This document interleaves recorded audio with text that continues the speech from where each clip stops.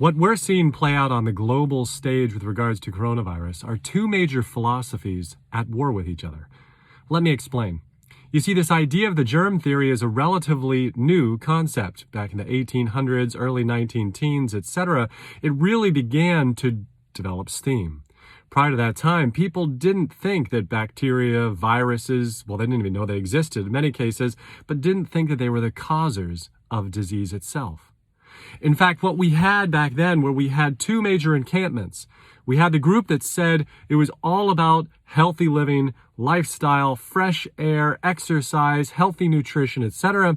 And then you had the group that was all about this disease model that said that disease was purely related to exposure to viral particles, bacterial particles, and there was nothing else you could do about it.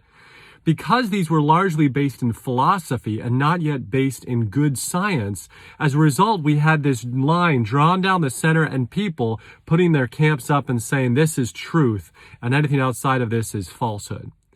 What we saw, in fact, was there was a group called allopathic doctors, right? And then you had the naturopaths, the herbalists, the holistic physicians, and the rest. And so you had these two major encampments on either side of this very hard-drawn line. This line has never fully washed away or fully gone away, and that's the problem. Because the individuals who believe in the power of excellent nutrition and exercise and sleep, etc., have for so many decades been dismissed, been laughed at.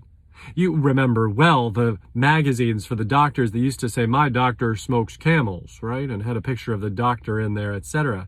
In fact, it took 2,000, 6,000, whatever it was, well-published scientific articles before finally the medical industry began to say that smoking induced cancer. So we've had, unfortunately, this long history of separation between these two concepts that are not disparate, but rather should be working together in concert. So here's what happens, right? We say, oh, there is a new novel upper respiratory virus.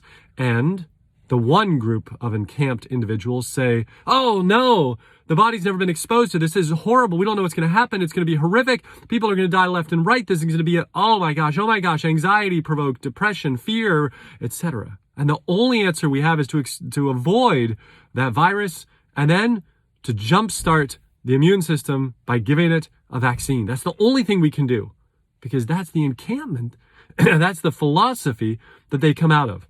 Remembering that most allopaths received less than 4 hours of education on nutrition, lifestyle, etc. during an entire 4-year medical education plus residency, etc. On the other side, we have the encampment of individuals who say, no, we need to enhance the immune system. We need to enhance health so the body can fight off this virus. But unfortunately, you see, these philosophies have been at such a death battle with each other for so long that most individuals find it very difficult to straddle the line. You've seen that when I put a post up that says, hey, we've got to eat better and exercise more, take good care of ourselves, get sleep, plus wear masks, etc. All the people hear is, oh my gosh, he's saying that masks are not the only answer. He is obviously crazy. He's a bad person. He's not empathetic. He's not science-based, etc. Instead of recognizing that the science, what does it say? We should be straddling that line in the middle. We should be, in fact, using the best medicine, which is everything, all together. Reduce exposures and enhance immunity. You see, we now know that more than 99% of all individuals, especially under the age of 60, have no issue, on average, with coronavirus. Sure, we can pick out that one little specific individual of a person who died unexpectedly, but you know what? That happens every year with all kinds of things that seem like they shouldn't harm someone. Every once in a while, that unfortunate circumstance occurs. But statistically, when we actually look at the scientific data that's been garnered, we know that is extremely unlikely to occur. So, what does the data say? It says that the more you weigh, the more comorbidities of high blood pressure, heart disease, diabetes, and others that you have, the higher your risk of having an issue with this condition.